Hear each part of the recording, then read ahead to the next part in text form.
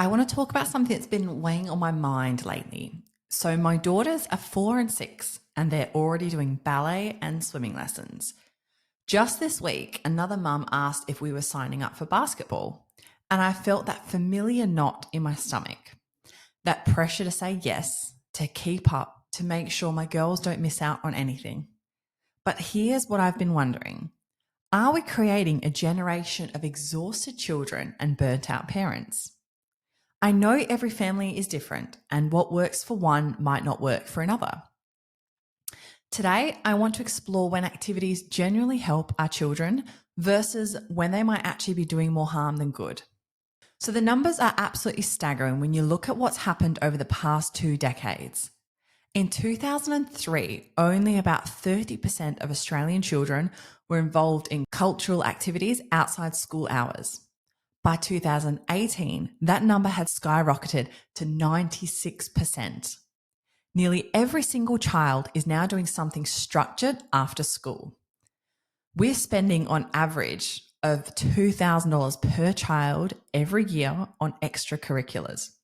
That's not pocket change for most families. It's a significant chunk of the household budget, and for many of us, it means making real sacrifices elsewhere. Think about your own childhood for a moment. How many structured activities were you doing when you were 6 or 7? I remember having maybe one thing, if anything at all. Most of my afternoons were spent in the backyard, making up games, getting bored, and figuring out what to do with myself. That seems almost foreign now, doesn't it? The social pressure is real. You drop your child off at school and hear conversation about who's doing what, which team they're on, what competition is coming up. There's this underlying current of comparison, this sense that if your child isn't doing multiple activities, maybe you're not doing enough as a parent.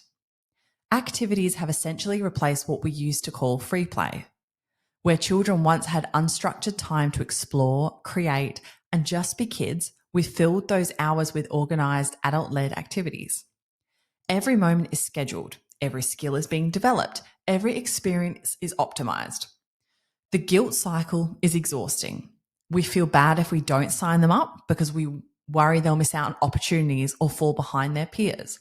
But then we do sign them up and we're knackered from the constant rushing around, the logistics, the expense. We're damned if we do and we're damned if we don't.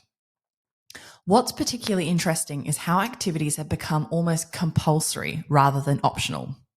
Swimming lessons are presented as essential for safety. Gymnastics is recommended for coordination and motor skills. Music is good for brain development. Dance helps with creativity and expression. Before you know it, you've got a child doing 4 or 5 different things because each one serves an important developmental purpose. The marketing around children's activities has become incredibly sophisticated too. They're not just selling tennis lessons, they're selling confidence, social skills, physical fitness, and future opportunities. They're tapping into our deepest parental fears and desires. We've also seen this explosion of options that simply didn't exist when we were growing up. Little engineers, coding classes, drama clubs, golf lessons for 5-year-olds. There's literally a structured activity for every possible interest or skill you might want your child to develop. The pandemic gave many families a brief respite from this madness. Suddenly, everything was cancelled and families found themselves at home together with nothing scheduled. Many parents reported feeling more relaxed, children seemed less stressed, and family time increased. It was like a collective exhale, but as restrictions lifted, we've largely gone back to the same patterns. If anything, there's been a sense of making up for lost time, of getting children back into activities even more intensely than before. The pressure isn't just coming from other parents either. Schools are increasingly offering after-school programs, childcare centres are adding enrichment activities, and even playgroups are becoming more structured and goal-orientated. It's created this culture where being busy equals being successful, where a packed schedule is seen as evidence of good parenting. But I think we need to pause and ask ourselves, who is this really serving? Is it genuinely benefiting our children, or have we got caught up in something that's actually making family life more stressful and less enjoyable? Let's be honest, about what's really going on here. At the heart of this activity explosion is fear. We're terrified our children will miss out, fall behind, or somehow be disadvantaged if we don't give them every possible opportunity. It's like we've convinced ourselves that childhood is this narrow window where everything must be optimized or we've failed them. I see it in myself when I'm scrolling through social media and watching other families' highlight reels. There's little Emma at her gymnastics competition, Jake scoring goals at football, Sophie performing in her dance recital. The message is clear: active, achieving children equals successful parenting. But what we're not seeing are the tears in the car on the way to practice, the family arguments about getting ready on time, or the parents who are quietly drowning in the logistics of it all. There's this belief that's taken hold that more activities automatically equals better parenting. It's become a way of demonstrating love and investment in our children. The more we're doing for them, the more we're proving we care. But when did parenting become about cramming as many experiences as possible into childhood rather than creating space for children to discover who they are? The university pressure is starting ridiculously early now. I've heard parents of 10-year-olds talking about building their child's portfolio for school. We're making decisions about a 4-year-old's activities based on what might look good on a university application 14 years from now. That's genuinely mad when you think about it. Social media has amplified this pressure enormously. We're not just comparing ourselves to the families in our immediate circle anymore. We're comparing ourselves to carefully curated snapshots from hundreds of other families. Every weekend seems to be filled with sport tournaments, dance competitions, music recitals, and achievement celebrations. The ordinary, quiet family weekend has somehow become inadequate. Then there's the well-meaning advice from professionals that adds another layer of pressure. The health visitor mentions that gymnastics is excellent for coordination. The GP suggests swimming for overall fitness. The childcare worker recommends music lessons for cognitive development. Each piece of advice makes perfect sense in isolation, but when you add them all together, you've got a child whose entire week is scheduled. I mentioned earlier how ballet leads to jazz, tap, and acrobatics. This is the slippery slope effect in action. You start with one simple class, but the dance school explains that to really develop properly, children need exposure to different styles. Before you know it, you're committed to multiple classes per week, competitions, costumes, and a significant chunk of your family's time and money. What's particularly insidious is how activities become absorbed through what I call social osmosis rather than genuine interest. Your child doesn't necessarily ask to play basketball, but everyone else in their year is doing it, so it becomes the expected thing. Parents form teams in hushed conversations at school pickup, and suddenly you're coaching a sport you never played because that's what's needed. The activity providers themselves have become incredibly good at creating this sense of urgency and importance. They're not just offering lessons, they're offering your child's future. Miss this opportunity and you might be limiting their potential forever. It's powerful marketing that taps directly into our parental anxieties. There's also this competitive element that's crept in, even for very young children. What used to be about fun and trying new things has become about improvement, achievement, and comparison with others. Children as young as 4 are being assessed, ranked, and moved into different groups based on ability. The pressure to perform starts incredibly early. We've somehow convinced ourselves that childhood without constant stimulation and structured learning is wasted time. The idea that children might just play in the garden, read a book, or lie on the floor doing nothing has become almost scandalous. We've medicalized boredom, treating it as a problem to be solved rather than a natural part of childhood that actually serves important developmental purposes. The peer pressures among parents is relentless. You don't want to be the family that's not doing enough, not investing in your child's development, not giving them the same opportunities as everyone else. It becomes a form of social currency. The more activities your child does, the more dedicated you appear as a parent. There's also this underlying message that children need to find their passion early and pursue it intensively. We're putting pressure on 6-year-olds to identify their life's calling and commit to it with adult level dedication. But childhood isn't supposed to be about specialization. It's supposed to be about exploration, play, and gradual development. The financial pressure adds another dimension. We're spending money we often can't easily afford because we've been convinced it's an investment in our child's future. Parents are giving up their own hobbies, delaying home improvements, or going into debt to fund their children's activities. The message is clear. Good parents sacrifice for their children's opportunities. What's driving all of this is love, of course. We want the best for our children. We want them to be happy, confident, and successful. But somewhere along the way, we've been sold the idea that the path to those goals is through constant activity, endless opportunities, and perpetual optimization of childhood. The question we need to ask ourselves is whether this approach is actually achieving what we hope for, or whether it's creating problems we never intended.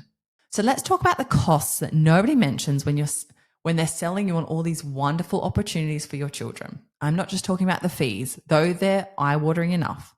I'm talking about the hidden costs that creep up on families and slowly erode the very thing we're trying to protect, our children's well-being and our family's happiness. The financial strain is real and it's significant. That average of $2,000 per child per year, for many families, that's a holiday, home improvements, or months of groceries. But here's what really gets me. 24% of parents are giving up their own hobbies to fund their children's activities. We're sacrificing our own mental health, our own interests, our own identity as individuals because we've been convinced that good parenting means putting every available resource into our own children's development. I know mums who haven't bought themselves new clothes in years because every spare dollar goes on dance costumes, football boots, or music lessons. Dads who've cancelled gym memberships, given up golf, or stopped going out with friends because there's simply no money left after the children's activities. We're creating a generation of parents who exist solely to facilitate their children's schedules, and that's not healthy for anyone. Then there's the time poverty, which might be even more destructive than the financial costs. You know that feeling when you're rushing from work, grabbing snacks from the cupboard, shouting at everyone to get in the car because swimming starts in 15 minutes and we're already running late. That's become the default mode for so many families. We're eating dinner in the car between activities, doing homework in waiting rooms, and having our most meaningful conversations in traffic. I spoke to one mum recently who told me she's realised she was spending more time in her car than in her own living room. Think about that for a moment. The family car has become the primary space where this family exists together. That's not family life. That's logistics management with occasional hugs. The mental load is absolutely crushing. It's not just remembering which child needs to be where and when, though that's complicated enough. It's remembering the water bottle, the correct shoes, the payment that's due, the permission slip that needs signing. It's knowing that Saturday's football match is at a different ground this week, that dance shoes need to be sewn with ribbons for next week's exam, that the swimming gala requires parents to volunteer for timing duties. I've got friends who have spreadsheets to manage their children's activities, color-coded calendars that look like military operation plans, phone alarms set throughout the day to remind them of the next thing that needs to be organised. When did childhood become so complicated that it requires project management software? The impact on siblings is something we rarely discuss. The child who's dragged to every football match, every dance competition, every swimming gala because there's nowhere else for them to go. They're spending their weekends sitting in sports halls and dance studios, eating packed lunches and trying to entertain themselves while their sibling performs. That's not fair on them, and it's certainly not quality family time. Family stress becomes the norm rather than the expectation. Everyone's tired because we're constantly rushing. Everyone's hungry because the meals are grabbed on the go. Everyone's a bit irritable because there's no downtime, no space to just be together without an agenda. The activities that are supposed to enrich our children's life are actually impoverishing our family relationships. I know families where parents have become like ships passing in the night. One takes child A to football while the other takes child B to the ballet. They meet briefly in the kitchen to exchange car keys and update each other on who needs what for tomorrow. The couple relationship gets squeezed out entirely because every moment is about facilitating the children's schedules. The lost spontaneity is heartbreaking when you really think about it. Remember when you could decide on Saturday morning to go for a walk, visit the park, or pop round to see friends. Now, every weekend is mapped out weeks in advance. There's no space for the unexpected, no room for following a child's momentary interest in something they've spotted, no time for the kind of meandering conversations that happen when nobody has anywhere to be. We've become taxi services rather than parents. Our primary interaction with our children is getting them from one place to another, making sure they've got the right equipment, and asking how it went afterwards. Where's the time for playing together, reading stories, having those silly conversations that everyone happens when everyone's relaxed? Where's the space for children to come to us with problems or excitement without us checking our watches to see if we need to leave for the next activity? The irony is devastating. We're doing all of this to give our children the best possible start in life, but we're actually robbing them of the thing they need most: unhurried time with their parents. Children don't need perfect childhoods. They need present parents. They don't need every opportunity. They need our attention. Some families are spending more on their children's activities than they are on their mortgage or rent. Let that sink in for a moment. The pursuit of giving children opportunities has become more expensive than putting a roof over their heads. When did we decide that was a reasonable priority? The hidden cost that nobody talks about is the loss of family identity. Instead of being the family who loves cooking together or reading or going on nature walks, we become the family who does gymnastics and swimming and football. Our identity becomes defined by our children's activities rather than our shared values, interests, and relationships. What breaks my heart is talking to parents who are genuinely miserable but feel trapped by commitments they've made. They're spending every evening driving to activities they can't afford, watching sports they don't understand, making small talk with other exhausted parents while their children perform skills they'll probably never use again after childhood. This isn't what we signed up for when we became parents, is it? We didn't dream of spending our children's childhood stressed about schedules and drowning in logistics. We imagined lazy Sunday mornings, impromptu adventures, and the simple pleasure of watching our children discover the world at their own pace. The saddest cost of all might be that we're teaching our children that being constantly busy is normal, that rest is laziness, and that their worth is measured by their achievements rather than simply by who they are. Now let's talk about what all of this rushing around and constantly scheduling is actually doing to our children. Because while we're focused on giving them opportunities and experiences, we might be missing some really important signs about how they're coping with it all. The physical exhaustion is often the first thing we notice, but we tend to dismiss it as normal childhood tiredness. Children who are doing multiple activities after already spending 6 or 7 hours at school are genuinely knackered. They're falling asleep in the car on the way home from swimming. They're having meltdowns over simple things like putting on pajamas because they're too tired to cope with even basic tasks. I've watched my own daughters after particularly busy weeks, and there's a glazed look in their eyes that worries me. They're going through the motions of their activities, but the joy and enthusiasm that should be there has been replaced by this sort of robotic compliance. They're doing what they're supposed to do, but they're not really present for it. The anxiety and stress that comes from constant performance pressure is something we're seeing in younger and younger children. 4-year-olds worrying about whether they're good enough at ballet. 6-year-olds having anxiety attacks before swimming lessons because they're afraid of disappointing their instructor or their parents. Children who should be playing and exploring are instead carrying around the weight of adult expectations. What's particularly heartbreaking is watching children who've lost the ability to just be still. They don't know how to entertain themselves anymore. If there isn't a structured activity happening, they're at a complete loss. They've become so accustomed to adult-led entertainment that they've forgotten how to create their own fun, how to use their imagination, and how to find wonder in simple things. The loss of unstructured playtime is devastating for children's development in ways we're only just beginning to understand.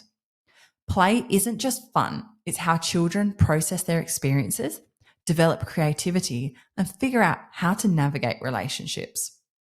When every moment is structured and adult-directed, children lose these crucial opportunities for self-directed learning. I know children who literally don't know how to be bored anymore. The moment there's a gap in their schedule, they're asking what they're supposed to be doing next. They've lost this childhood ability to lie on the grass and watch clouds, to spend an hour examining a beetle, to create elaborate imaginary worlds with nothing more than cardboard boxes and their own creativity.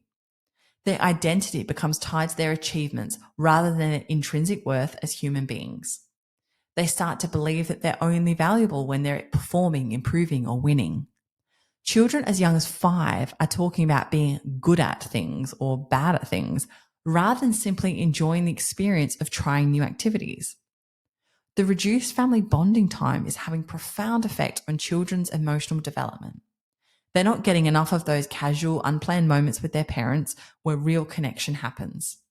The car journey between activities isn't quality time, it's transition time.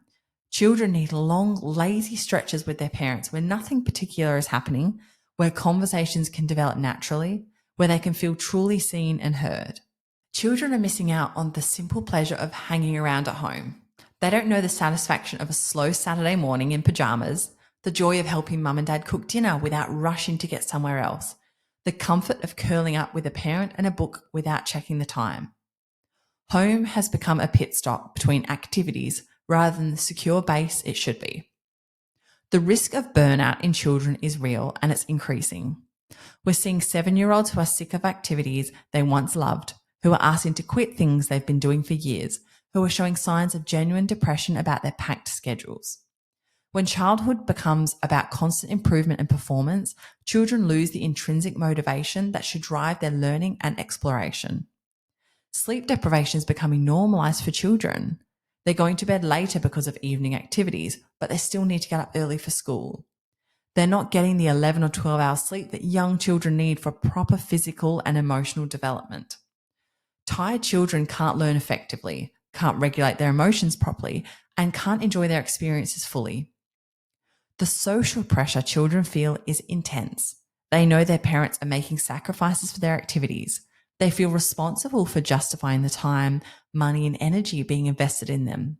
Children shouldn't have to carry that burden. They should be able to try things they discover if they don't like them and move on without feeling like they're letting everyone down. What's most concerning is that we're teaching children that being constantly busy is the normal way to live. They're growing up thinking that having every moment scheduled is what adult life looks like. They're not learning how to create balance, how to prioritize, how to say no to things that don't serve them. We're setting them up for a lifetime of overwhelm. Children are also missing out on developing independence and self-reliance. When every activity is organized and supervised by adults, when every moment is planned and structured, children don't learn how to make their own decisions, solve their own problems, or create their own entertainment. They become dependent on external stimulation and direction. The competitive atmosphere that surrounds many children's activities is robbing them of the pure joy of movement, creativity, and learning.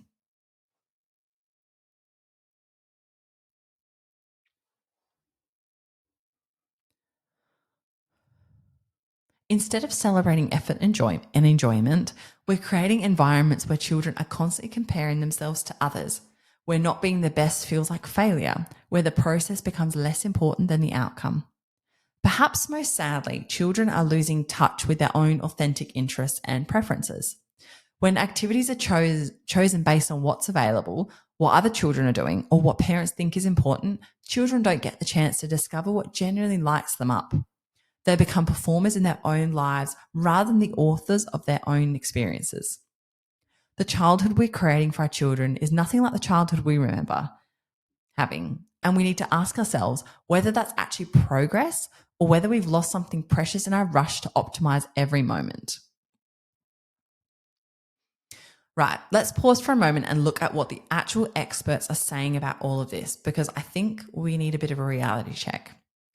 While we're all caught up in this whirlwind of activities and opportunities, child development specialists are waving red flags that we're largely ignoring. The research is pretty clear on this. Experts recommend a maximum of 1 to 2 activities per week for children. 1 to 2, not 5 or 6 or 8.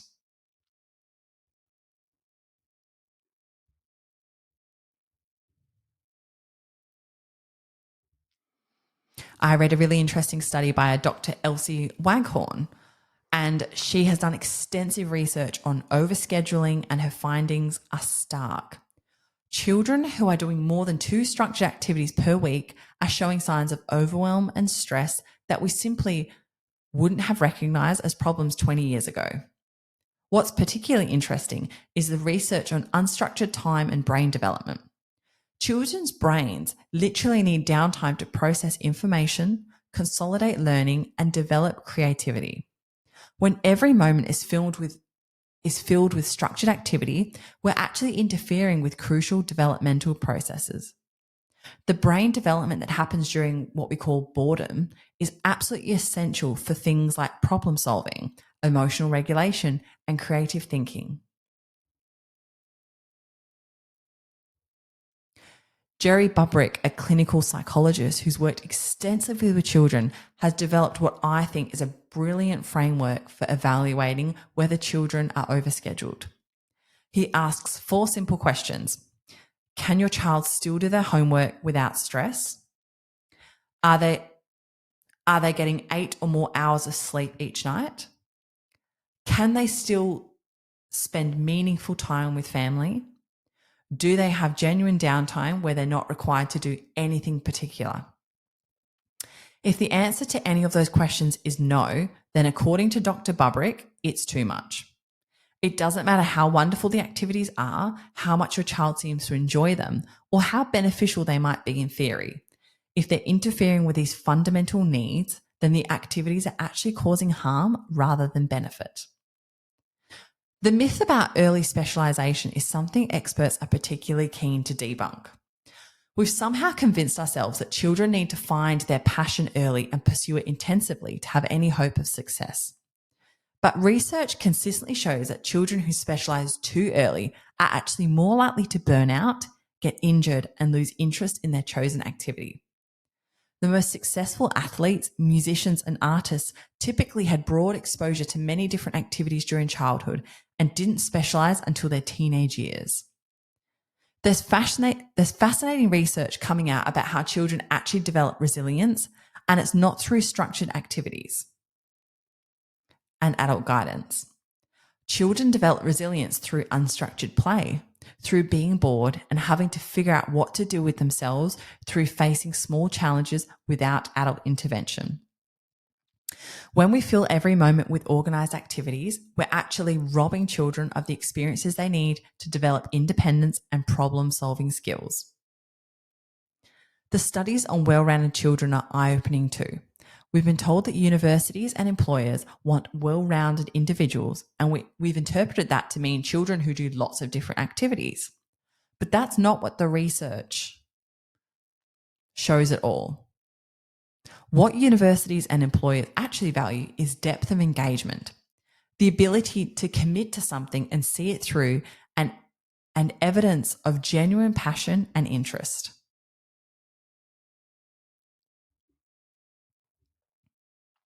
A child who's deeply involved in 1 or 2 activities they truly love is much more impressive than a child who's done a bit of everything but shown no particular commitment to anything. Sleep researchers are particularly concerned about what overscheduling is doing to children's rest patterns. Children aged 4 to 6 need between 10 and 12 hours sleep per night for proper development. Children aged 7 to 12 need between 9 and 11 hours. When activities run late into the evening, when children are wound up from physical activity or performance pressure, when they're getting home at 8 or 9 o'clock and still need to eat dinner and do homework, those sleep requirements simply aren't being met. What's really interesting is the research on family meal times and child development. Families who eat together regularly without rushing off to activities have children who perform better academically, have better emotional regulation, and report higher levels of happiness and life satisfaction. The simple act of sitting around a table together, talking about the day, sharing food and conversation is one of the most powerful predictors of positive child outcomes. Yet it's exactly what we're sacrificing when we're constantly rushing between activities. The research on anxiety in children is particularly sobering. Anxiety disorders in children have increased dramatically over the past 2 decades, and researchers are finding strong correlations between overscheduling and anxiety symptoms. Children who are constantly being evaluated, who are always working towards the next goal or achievement, who never have time to just be themselves without performing, are showing clinical signs of stress and anxiety at unprecedented rates.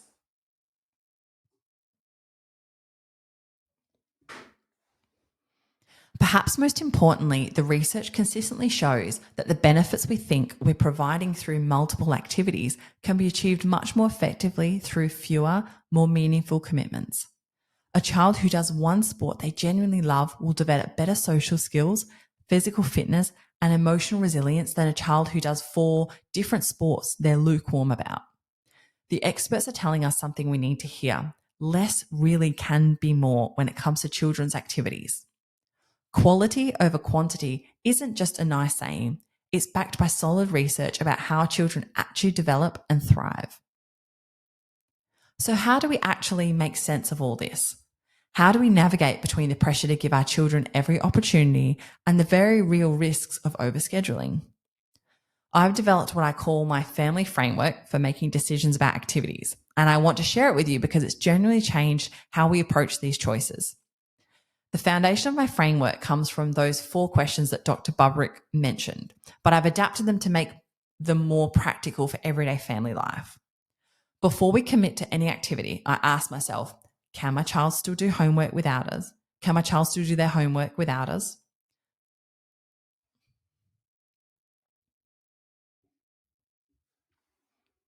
Can my child still do their homework without us all having a meltdown? Are they getting enough sleep that they're not a grumpy mess the next day? Do we still have time to actually be a family together? And crucially, does my child have genuine downtime where they can just be a kid? Let me tell you how this works in practice.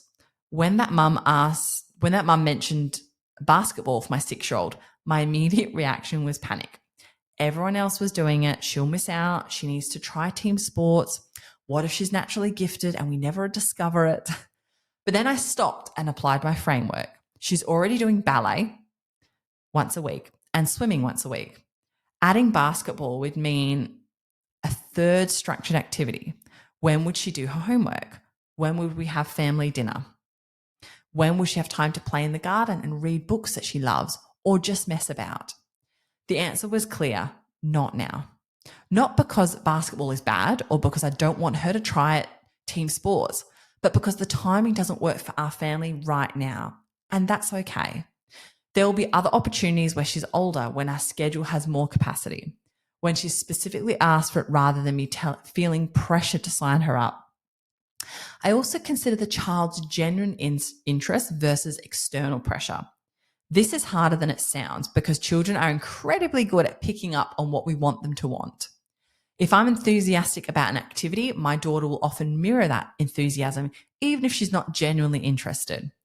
I've learned to pay attention to how she talks about activities when she doesn't think I'm listening, how she behaves on the way to classes, whether she mentions them spontaneously or only when asked.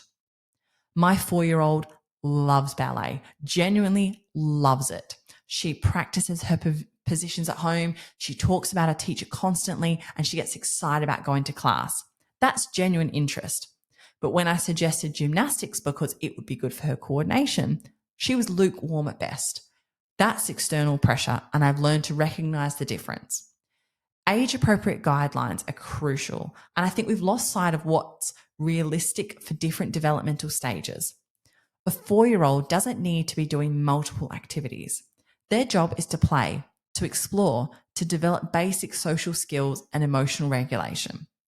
One gentle activity that they enjoy is plenty. A 6-year-old can handle maybe 2 activities, but they still need lots of unstructured time. A 10-year-old might be ready for more commitment, but even then, we're talking about 2 or 3 things maximum, not 6 or 7. I've also learned the value of seasonal versus year-round commitments. Instead of signing up for activities that run for the entire school year, we started choosing things that run for shorter terms. It means we can try different activities without feeling trapped by long-term commitments. We can finish the term and try something else. If something is working brilliantly, we can continue it. It gives us flexibility and takes the pressure off making perfect decisions. Building in review periods has been a game changer for our family. Every school holidays, we sit down and talk about what's working and what isn't. Not just whether the children are enjoying their activities, but whether the schedule is working for our family as a whole. Are we spending too much time in the car? Are we missing too many family dinners? Are the children tired and grumpy? Are we stressed about money? These conversations help us make adjustments before things become overwhelming. Perhaps most importantly, I've had to learn to teach my children that it's okay to quit if something isn't working. This goes against everything I was taught about commitment and perseverance, but I think we need to distinguish between giving up when something gets challenging versus recognizing when something genuinely isn't right for you. If a child is miserable doing an activity, if it's causing stress and anxiety, if they've tried for a reasonable period and it's just not clicking, then stopping isn't failure. It's good decision making. I've also developed what I call the one activity rule for busy periods. When life gets hectic, when someone's unwell, when we're dealing with big changes or challenges, we scale back to just one activity per child. It's not permanent, but it gives us some breathing room to cope with whatever else is happening. Activities should enhance family life, not add stress during difficult times. The practical side of my framework involves looking at the whole family's capacity, not just the individual child's interests. Do we have the time to get to practices and games? Can we afford the fees, equipment, and associated costs without causing financial stress? Do we have the emotional energy to support another commitment? Are there other siblings who need those other siblings whose needs might be affected? These aren't selfish considerations, they're responsible family planning. I've learned to be honest about my own limitations too. I'm not naturally sporty, so coaching a basketball team would be stressful for me and probably not very helpful for the children involved. I can't commit to weekend competitions if I'm already feeling stretched thin. Recognizing what I can and can't realistically support helps me make better decisions about what activities we pursue. The framework also includes thinking about family values and priorities. What's important to us as a family? Is it physical fitness, creativity, academic achievement, social connection, cultural experiences? Instead of trying to cover every possible base, we focus on activities that align with our values and support the kind of family life we want to create. I've also started asking myself whether an activity adds to or detracts my family happiness. Some activities bring joy, energy, and positive challenge. Others create stress, conflict, and exhaustion. The activity itself might be wonderful, but if it's not right for our family at this time, then it's not the right choice for us. Finally, and this might be the most important part of my framework, I've learned to trust my instincts as a parent. If something feels like too much, it probably is. If I'm constantly stressed about getting to activities, if my children are tired and grumpy, if we're not enjoying family time anymore, then something needs to change. The activities are supposed to serve our family, not the other way around. The framework isn't perfect and it doesn't give me definite answers to every decision, but it does give me a way to think through choices that feels more intentional and less reactive. It helps me focus on what's actually important rather than getting caught up in whatever everyone else is doing or what I think I should be providing. Permission to say no. I want to give you permission to do something that might feel revolutionary, to say no, to opt out, to choose fewer activities rather than more, to be the family that does less, not more, because somewhere along the way, we've forgotten that saying no to some things means saying yes to others, and those other things might be exactly what our families need most. Let's normalize families who do fewer activities. I know families whose children do one activity each or even none at all, and their children are thriving. They're confident, creative, physically active, and socially connected. They're not missing out on anything essential, and they're gaining something precious, time to just be children.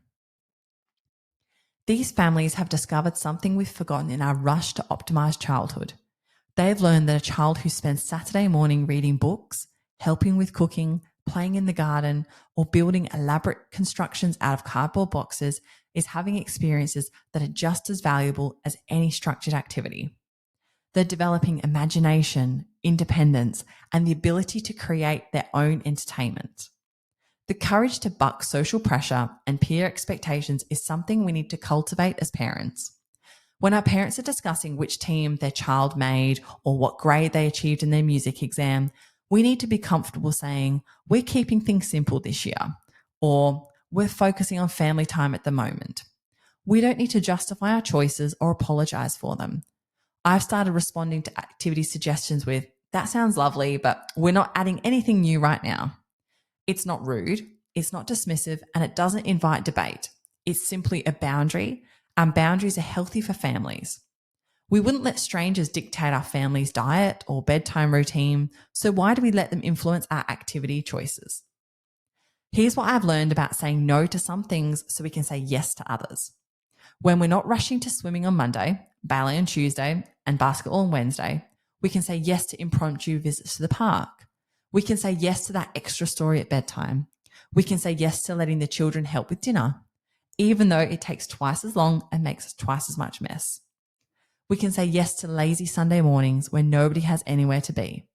We can say yes to spontaneous adventures, to following child's sudden interest in something they've spotted, to taking the long way home because someone wants to look at the horses in the field.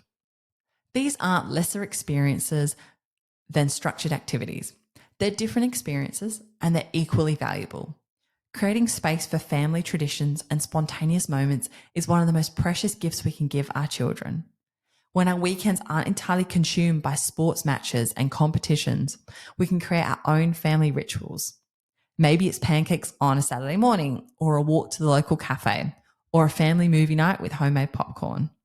These simple traditions often become the memories our children treasure the most. I think about my own childhood memories, and the ones that stand out aren't the activities I was enrolled in. They're the unplanned moments, helping my mum bake cakes on rainy afternoons, going for walks with my dad and stopping to examine interesting insects, the satisfaction of spending an entire day in my pajamas reading books. These weren't organized experiences, they were just life, but they were precious. We need to teach our children that self-worth isn't tied to how busy they are or how many activities they can manage. In our achievement-obsessed culture, this is genuinely countercultural, but it's essential. Children need to know that they're valuable simply because they exist, not because of what they can do or achieve. When we model a more balanced approach to life, when we show our children that it's okay to have quiet time, to be bored occasionally, to choose rest over activity, we're teaching them skills they'll need throughout their lives. We're showing them that it's possible to live intentionally rather than reactively, to make choices based on what genuinely serves them rather than what's expected or available. The gift of boredom is something we've almost entirely eliminated from childhood, and that's a genuine loss. Boredom is where creativity comes from. It's where children learn to use their imagination, to problem solve, to entertain themselves. When children say, I'm bored, instead of immediately providing entertainment or suggesting an activity, we can say, that's okay, see what you can figure out to do. Some of the most creative play happens when children are left to their own devices with minimal resources. Give a child a cardboard box and an hour with nothing else to do, and they'll create worlds. Give them sticks and stones and space to explore, and they'll invent games that engage them for hours. But if every moment is structured and every entertainment is provided, they never develop these crucial skills. Why rest and downtime are productive, not lazy, is something we need to remember and teach our children.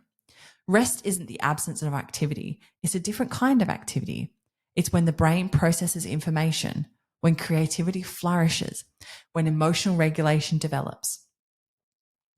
Children who never have downtime are missing out on essential developmental processes. I've noticed that my daughters are most creative, most thoughtful, and most emotionally available when they've had proper downtime. After a quiet morning at home, they're more likely to engage in elaborate imaginative play, to ask interesting questions, to be affectionate and connected. After a busy day of activities, they're more likely to be tired, grumpy, and overstimulated. The families I know who've chosen to do fewer activities aren't depriving their children. They're giving them something different. They're giving them the space to discover their own interests, to develop at their own pace, to experience childhood as exploration rather than performance. Their children aren't behind, they're just on a different path, and it's a perfectly valid one.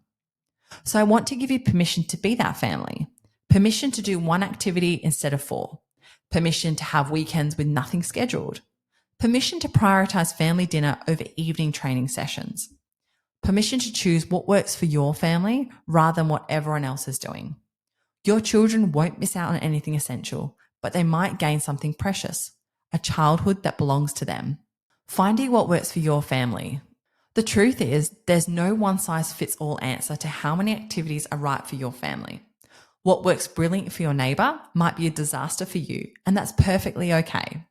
Every family's capacity is different, financially, emotionally, and practically, and we need to stop pretending that there's a universal formula for getting this right. Let's start with the practical stuff because it matters more than we sometimes admit. Your family's financial capacity isn't just about whether you can technically afford the fees. It's about whether you can afford them without creating stress, without sacrificing other things that matter to your family, without parents feeling resentful about the money they're going out every month. If paying for activities means you can't afford a family holiday, or you're constantly worried about money, or you're arguing with your partner about spending, then that's too much, regardless of how wonderful the activities might be. Time capacity is equally important and often more complex than financial capacity. It's not just about whether you can physically get your child to do the activity. It's about whether you can do it without everyone being stressed, without rushing through dinner, without siblings spending their entire weekend sitting in sports halls. I know families who technically have time for all their children's activities, but they're miserable because they're constantly in the car, checking the time, constantly feeling that they're failing to be present for any one thing because they're always thinking about the next thing. Energy capacity might be the most overlooked factor of all. Even if you do have the time and the money and physical energy to support multiple activities, are you the kind of person who thrives on busy schedules and lots of variety, or do you function better with more space and fewer commitments? There's no right or wrong answer, but there is an honest answer, and we need to be truthful with ourselves about what we can realistically handle. Your family values should be driving these decisions, not social pressure or fear of missing out. If your family values creativity and artistic expression, then maybe dance or music lessons align with who you are. If you value physical fitness and teamwork, perhaps one sport makes sense. If you value academic achievement and quiet pursuits, maybe a chess club or coding class fits better. But if you're choosing activities because you think you should rather than because they reflect what matters to your family, you're probably making the wrong choices. The importance of child-led interest cannot be overstated, but it's also more nuanced than simply asking a 4-year-old what they want to do. Young children often don't know what's available, and they're heavily influenced by what their friends are doing or what they think they will please their parents. But they're a way to tune into their genuine interests if we pay attention. Watch what your child gravitates towards during free play. Do they spend ages kicking a ball around the garden? That might indicate genuine interest in football. Do they constantly put on performances for the family? Maybe drama classes would suit them. Do they love being in the water, whether it's in the bath or the pool or the ocean? Swimming might be a natural fit. But if they show no particular interest in any of these things during unstructured time, that's information too. How to have honest conversations with your children about their preferences requires some skill, especially with younger children who want to please us. Instead of asking, do you want to do gymnastics? Try asking, what do you like about gymnastics? Or how do you feel when you're at gymnastics? Pay attention to their body language, their energy levels, their spontaneous comments about activities. Remember that your family's needs will change over time. What works when you have one child might not work when you have 3. What's manageable when children are young might become overwhelming when they're older and activities become more intensive. What fits your budget now might not fit your budget if circumstances change. The key is to remain flexible and responsive rather than getting locked into patterns that no longer serve your family. Right, let's bring this all together because I think we've covered a lot of ground today and I want to leave you with something really clear and actionable.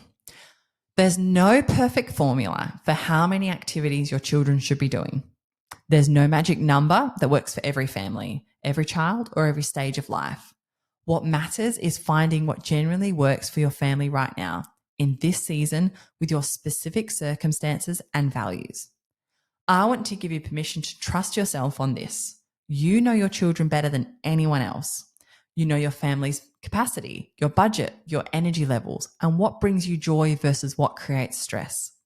Those Instagram families with their perfectly coordinated schedules and color-coded calendars, they're not the benchmark for good parenting. They're just different families making different choices. If your family thrives on busy schedules and multiple activities and everyone's happy and coping well, then that is brilliant. Keep doing what works. But if you're feeling overwhelmed, if your children are exhausted, if family dinners have become a distant memory, then something needs to change. And that's okay too. I really encourage you to pause after listening to this and genuinely evaluate what's happening in your family right now. Are the activities you're doing serving everyone well? Are they adding joy and value? Or are they creating stress and exhaustion? Are your children genuinely interested, engaged, or are they just going through the motions? And please, give yourself permission to make changes if things aren't working. Your family, your rules. Whatever supports your family's well-being and happiness is exactly the right choice for you. Thank you so much for tuning into this episode of the Real Mummy podcast.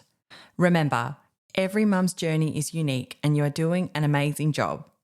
Please be sure to head over to our website at www.realmummypodcast.com to stay up to date with the latest episodes and dive into our recent blog articles filled with even more wisdom and stories. We absolutely love connecting with our listeners, so don't forget to follow us on social media. You can find us on Instagram, Facebook, and Twitter at Real Mummy Podcast. Join the conversation, share your thoughts, and become part of our supportive mum community. And I'd love to hear from you. Have you got a topic you want covered? Do you have a guest you'd love to hear from? Reach out to us through our website or social media. Your input is invaluable and helps us to create the content that matters most to you.